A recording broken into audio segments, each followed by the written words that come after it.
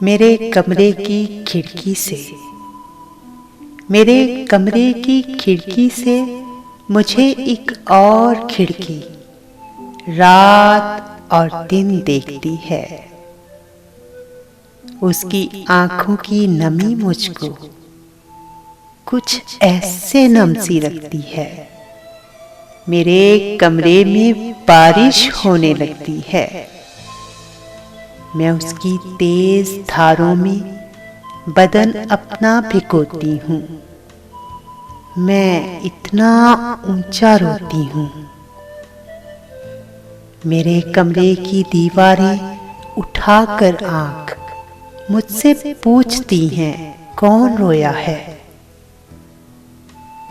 मैं उस खिड़की की जानिब हाथ की उंगली उठाती हूँ, मगर उस एक लम्हे के किसी हिस्से में कोई मुझसे ये सरगोशी में कहता है, वहां तो आईना रखा हुआ है।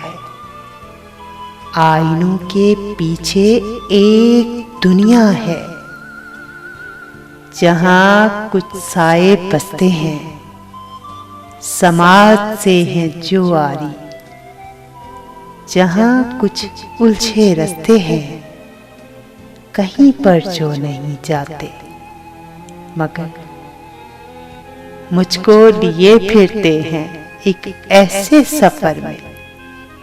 दायरा दर दायरा चलता है और रुकता नहीं, और रुकता नहीं।